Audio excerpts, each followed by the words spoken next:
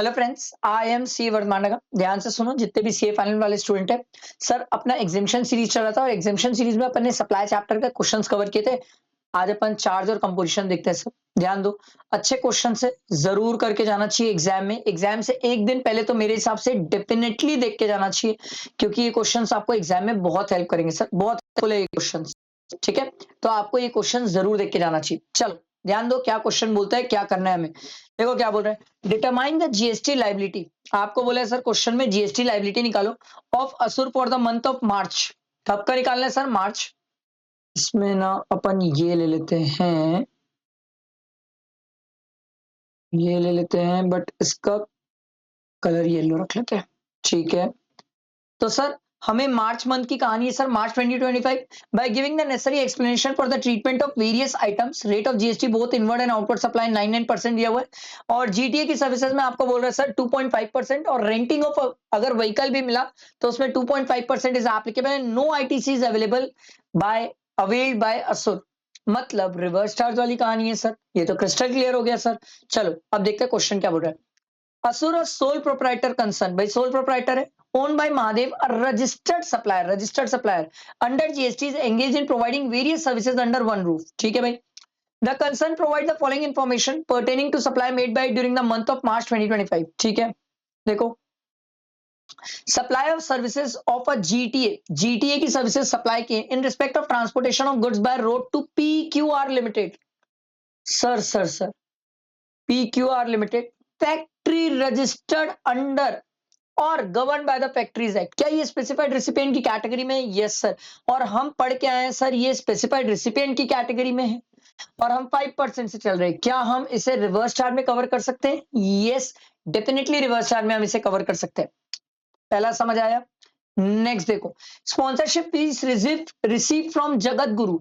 मैं sponsorship fees receive किया हूं जगत गुरु से, तो वो हुआ रिसिपिएंट, मैं हुआ सप्लायर। अब स्पॉन्सरशिप सर्विसेज के लिए हमने क्या पढ़ा था? Sponsorship services provided by any person other than body corporate. क्या मैं सोल प्रोप्राइटर हूं? हाँ, any person other than body corporate to a body corporate और पार्टनरशिप फर्म। रिवर्स चार्ज होता था। जगत गुरु है भाई साहब, ना बॉडी कॉर्पोरेट ना पार्टनरशिप फर्म है, तो उस केस में फॉरवर्ड चार्ज एप्लीकेबल है। अमेंडमेंट है इसमें, ध्यान रखने वाली बात, अमेंडमेंट का पॉइंट है सर।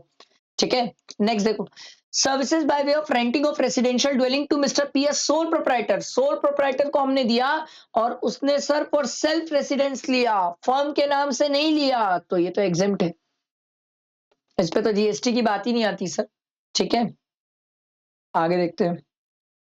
अगला देखो, provide security services to ABC private limited a registered person under GST. ठीक है, हम क्या पढ़ के आए थे? Security services provided to any registered person. क्या रिवर्स चार्ज होता है? यस सर, इस पे तो रिवर्स चार्ज होता है सर। बट अगर security services to PSR trust and unregistered person को प्रोवाइड करोगे तो उस केस में सर फॉरवर्ड चार्ज होगा, क्योंकि आप भूलो मत, आप तो रजिस्टर्ड हो ना, आप तो रजिस्टर्ड हो, आप मत भूलो सर। ठीक है, अगला देखो, providing renting of motor vehicle to Amaze tour limited and supply value include cost of fuel. Sir renting of motor vehicle provided by any person to any body corporate, supplier कोई भी हो, recipient अगर body corporate है तो क्या reverse charge आ जाएगा? Yes, इस case में रिवर्स चार्ज आ जाएगा। पर अगर हमने renting of motor vehicle to Preeti and company को दिया तो इस केस में सर सामने वाला बॉडी कॉर्पोरेट नहीं है, तो उस केस में क्या आ जाएगा? Forward charge. और ये रिवर्स और फॉरवर्ड हम इसलिए भी खेल रहे हैं क्योंकि हमें नीचे बता दिया था कि 2.5% के हिसाब से चलना है। समझ आई बात? बैठा दिमाग में? अच्छा क्वेश्चन था सर, अच्छी अमेंडमेंट की प्रैक्टिस भी कराया सर आपको। आओ नेक्स्ट क्वेश्चन देखो, Vidhata foundation of commerce organised a business summit in Surat Gujarat in which all the startups were invited to pitch their business ideas. ठीक है, Asha Kiran private limited registered in the state of Maharashtra. लो भाई, महाराष्ट्र का है Asha Kiran private limited. Sponsored the summit and paid a sponsorship fee of 1,50,000 to Vidhata foundation of commerce. Sir ये तो amendment से question पूछ दिया सर कि sir sponsorship services provided by any person other than body corporate to a body corporate or partnership firm reverse charge है। तो sir इसने sponsorship fees पे करी है किसको? विधाता फाउंडेशन को पे किए, तो विधाता फाउंडेशन कौन होगा? सप्लायर। ये कौन होगा? रेसिपिएंट। पहले तो सप्लायर कौन है देखो सर, क्या सप्लायर पहले केस में बॉडी कॉर्पोरेट है? यस। अगर सप्लायर पहले केस में बॉडी कॉर्पोरेट है, उस केस में क्या एप्लीकेबल हो जाएगा सर? सर अब फॉरवर्ड चार्ज हो जाएगा sir.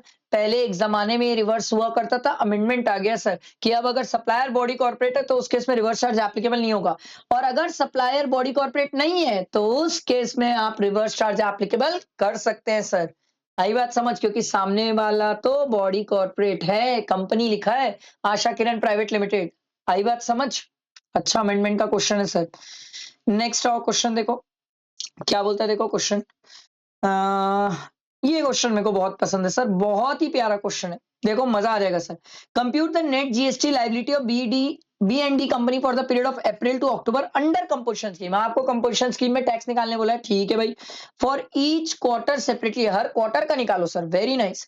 Make suitable assumption wherever required rate of GST SGST on services of transportation of goods by GTA is 2.5%। मतलब GTA वाला केस है, रिवर्स चार्ज वाला केस है sir. GTA is not exercise the option to pay tax under for, वाह वाह, सामने से बता रहा है। And stock is valued at cost price, ठीक है, इसका कुछ तो रिलेवेंस होगा, ऊपर पढ़ते चलो। B&D company, a partnership firm in Nagpur, Maharashtra, is a wholesaler of taxable product P and an exempt product Q। भैया exempt है Q और taxable product है P, ठीक है। अच्छा, सबसे प्यारी बात क्या है पता है, ये होलसेलर है। आप समझ नहीं रहे हो मेरी बात, ये ट्रेडर है। आप फिर नहीं समझ रहे हो मेरी बात। अगर ये ट्रेडर है तो कहानी बदलती है सर। क्यों बदलती है सर? क्योंकि सर ट्रेडर में ना हम 1% ऑफ टैक्सेबल टर्नओवर लेते हैं, याद आया? बैठा दिमाग में। मैन्युफैक्चरर में 1% ऑफ टर्नओवर लेते हैं, ट्रेडर में 1% ऑफ टैक्सेबल टर्नओवर लेते हैं, और प्रोडक्ट क्यों एग्जेम्प्ट है, ध्यान रखिएगा। The firm supplies this product only in the eastern part of the Maharashtra, ठीक है। All the procurement, both goods and services of the firm are supplies registered under regular scheme in the state of Maharashtra. The firm pays tax under composition scheme. Nice। देखो sir अब कहानी क्या दी हुई है देखो। अबे हाँ, B and D S furnishes the following details with respect to its turnover, ठीक है भाई। टर्नओवर की डिटेल दी हमें। टर्नओवर फॉर द क्वार्टर 36/20/25 दिया हुआ है, पी का भी दिया हुआ है, क्यू का दिया हुआ है। Turnover for the quarter ending 13/9/2025 30 and 13,000। तो पहले 3 महीने का दिया हुआ है, ये फर्स्ट 3 मंथ्स है, ये नेक्स्ट 3 मंथ्स है। नाइस, ठीक है। फिर ये आपको स्टॉक की डिटेल्स दी हुई है कि 36 तक हमारे पास कितना स्टॉक था, 39 तक कितना स्टॉक है, और 31/10 तक कितना स्टॉक है हमारे पास, ठीक है। स्टॉक का मैं क्या करूं, मैं अगर कंपोजिशन स्कीम में हूं तो क्रेडिट तो ले नहीं सकता। नाइस, आगे बढ़ते हैं। The entire stock of product P and Q available with the firm on 39/20/25 is purchased during the said half year except a consignment of product P valuing 3 lakh which was purchased in the April month of the preceding financial year. In the month of October 2025, no purchase were made and the product has been sold at a margin of 20% on sales। अब आपको ये बताना चाहता है भैया, ये जो 3 लाख, ठीक है, ये पूरा स्टॉक जो है वो करेंटली परचेज है, बट एक ऐसा स्टॉक है जो पिछले साल के अप्रैल में परचेज है, 3 लाख रुपए का है। वो आपको इसलिए बताना चाह रहे हैं सर क्योंकि आप इस पॉइंट के बेसिस में इसकी क्रेडिट सोच सको। क्योंकि अगर आपको याद हो तो हम सेक्शन 18 पढ़ते थे, याद है? सेक्शन 18 हम क्या सीखे सर, जब कोई पर्सन जिस दिन कंपोजिशन से रेगुलर में आया उसके एक दिन पहले से लेके 1 साल पहले तक जितना भी इनपुट उसके पास स्टॉक में हेल्ड है वो उसकी क्रेडिट ले सकता है। याद आई कहानी? इसीलिए वो आपको बता रहे हैं। अब इस क्वेश्चन में तो हमें कंपोजिशन लेवी का टैक्स निकालने बोला है, क्रेडिट की कुछ बात पूछा नहीं है। पूछता तो मैं ये भी दिमाग लगाता कि भैया ये 3 लाख तो सेल प्राइस है, मेरे को तो 20% मार्जिन जोड़ के बता रहे हो आप, तो इसमें 20% मार्जिन हटा के इसकी कॉस्ट कितनी होगी वो करता और उस पे क्रेडिट की बात करता। अभी इतना रिलेवेंस नहीं है, अभी नहीं है, ठीक है। देखो, extract of the one bill book maintained by the firm showed the following details, ठीक है। ये क्या दे दिया, फॉलोइंग डिटेल्स देखो भाई। Sir value of product P and Q दिया हुआ है सर, 1 लाख, 3 लाख, 3,000। अच्छा ठीक है भाई, हमने ये और बेचा है तो सर हमें तो देखना पड़ेगा ना सर, पहले कितने का बेचा है, 70 + 30 + 34 लाख 65,000 + 13,000 कितना हो जाएगा, 70 लाख + 34 लाख 65,000। अच्छा, एक स्टूडेंट ने पूछा सर क्या आप एग्जेम्प्ट वाले को भी एग्रीगेट टर्नओवर में लोगे? सर पहले तो आप मेरी बात समझो, अगर मुझे सिर्फ कंपोजिशन का टैक्स निकालना है, अगर सिर्फ कंपोजिशन का टैक्स निकालना है तो उस केस में नहीं लूंगा, क्योंकि सर कंपोजिशन का टैक्स निकालने के लिए 1% ऑफ टैक्सेबल टर्नओवर होता है, ठीक है। बट अगर मुझे ये चेक करना है कि ये बंदा कब तक कंपोजिशन में एलिजिबल है, क्योंकि नीचे मुझे बिल बुक डिटेल दी हुई है, मतलब ये बंदा और भी सेल किया है, मतलब ये और सेल किया है, मतलब गारंटीड है कहीं ना कहीं ये कंपोजिशन से बाहर जाने वाला है सर। तो चेक कर लेते हैं, प्लस 30 लाख प्लस 13 लाख 13 लाख, ठीक है। और माल बेचा है प्लस, ये इनको भी प्लस करके देखते हैं सर, कितने तारीख तक ये जा रहा है 1,50,00,000 से ऊपर, plus 1 lakh plus 3,000 plus 31,250 plus 2,000 plus 4,3,750 plus 15,000, ठीक है। ये सब में तो अभी ये कंपोजिशन से बाहर नहीं जा रहे, और आगे देख लेते हैं, plus 35,000 plus 10,000। Sir sir sir जब मैं यहां तक ऐड किया ना, तो यहां तक ऐड करने के बाद मेरा 1,50,05,000 आ गया sir. It means sir 3rd of October को ये बंदा कंपोजिशन से बाहर निकल गया। तो सर आप मेरी बात समझो, ये वाले अपन टर्नओवर को नहीं लेंगे, कंपोजिशन स्कीम पर्पस के लिए ये वाले को नहीं लेंगे, क्योंकि सर ये 3rd से तो कंपोजिशन से बाहर निकल गया। इससे पहले तक मतलब 2 अक्टूबर तक ये कंपोजिशन स्कीम में था, आप मेरी ये बात समझो। तो 2 अक्टूबर तक जब ये कंपोजिशन स्कीम में था, तो मैं क्वार्टरली बेसिस में कैलकुलेट करूंगा। तो कैलकुलेट कैसे करूंगा, पहले तो ये 70 लाख इंटू 0.5% और ये 30 लाख इंटू 0.5%, ये हो गया फर्स्ट क्वार्टर का, ये सेकंड क्वार्टर का।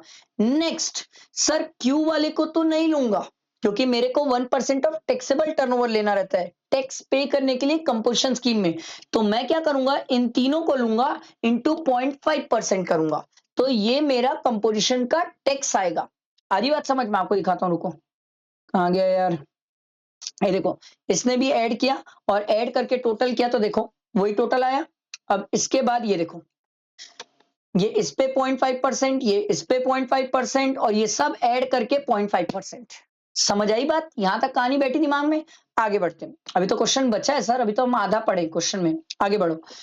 The detail of the services availed by availed services avail की आई है, ठीक है, by BD and companies as follows. देखो, freight paid to GTA during the period April 2025 to, यहां पर छूट गया to word, to October 2025, assuming equal amount of freight is paid each month by the 10th of the 10th day of each month, assuming that the goods which are for which the freight is paid on the 10th day of the month are transported between 11th to 20th day of the month।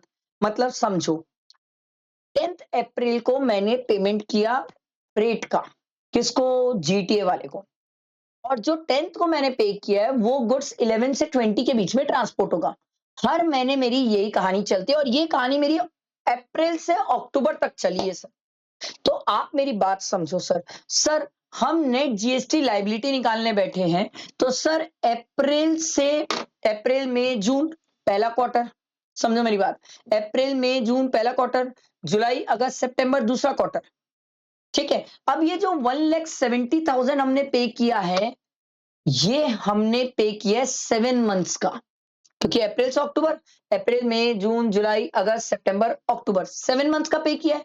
7 months में 2 quarter बीच में आ जाते हैं, तो एक bar into 3 करो, तो ये कितना आ जाएगा, 1,40,000 डिवाइड बाय 7 इंटू 3, 60,000। तो सर ये पहले क्वार्टर में समझो, ये वाला जो क्वार्टर है, इस क्वार्टर में 60,000 और इस क्वार्टर में 60,000, दोनों क्वार्टर में 60,000। ये क्लियर हुआ सबको। अच्छा, हमने जीटीए वाले को पे किया है, और जीटीए वाला नीचे लिखा भी था सर कि वो 2.5% में चल रहा है, और जीटीए वाला बोलता है मैं फॉरवर्ड चार्ज में दूंगा नहीं। अब भाई मैं तो रजिस्टर्ड हूं, मैं तो बंदा रजिस्टर्ड हूं, तो क्या मुझे रिवर्स चार्ज में पे करना पड़ेगा? यस, मुझे रिवर्स चार्ज में पे करना पड़ेगा। तो सर 60,000 इंटू 2.5% ये मुझे पे करना पड़ेगा। अब एक स्टूडेंट बोला, सर आप एक बात बताओ, अगर आप रिवर्स चार्ज में पे कर रहे हो तो आप इसको एग्रीगेट टर्नओवर में नहीं लोगे? नहीं नहीं, इनवर्ड रिवर्स चार्ज कभी एग्रीगेट टर्नओवर में नहीं आता, outward reverse charge aggregate turnover में आता है, ये हमेशा याद रखना। ये इनवर्ड रिवर्स चार्ज है, मैं पे कर रहा हूं रिवर्स चार्ज में, ये नहीं आएगा मेरे एग्रीगेट टर्नओवर में। समझ आया बात? ये ध्यान रखना, ये बहुत सारे लोग गलती कर देते हैं। तो 60,000 इंटू 2.5 2.5 करेंगे। अब एक स्टूडेंट बोला सर अक्टूबर भी तो एक महीना है ना सर, तो 1,40,000 इंटू 1/7 अक्टूबर मंथ का भी आपको करना चाहिए था सर।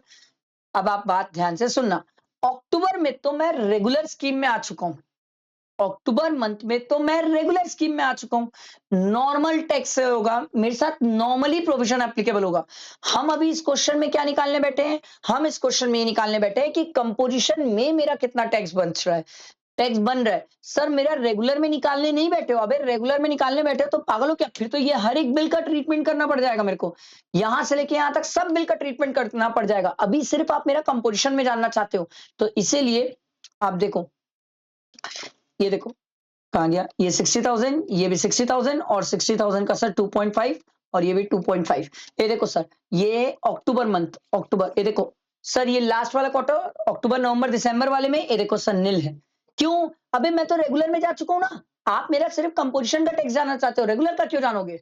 आई बात समझ? तो बस इतना ही बचा सर। तो ये 35,000, ये प्लस 1500, यहाँ पर 15,000 प्लस 1500, ये आ जाएगा आपका 36,500, ये 16,500 और ऊपर 875 निकाला था आपने, ये तीनों को आप ऐड करोगे तो आपका कंपोजिशन स्कीम के हिसाब से सीजीएसटी और एसजीएसटी का टैक्स कितना बन रहा है वो आ जाएगा। आया समझ? This question is very nice, very nice, मेरे हिसाब से बहुत अच्छा क्वेश्चन है, स्टूडेंट को एक बार तो करके जाना चाहिए, कंपोजिशन स्कीम 100% क्लियर हो जाएगा।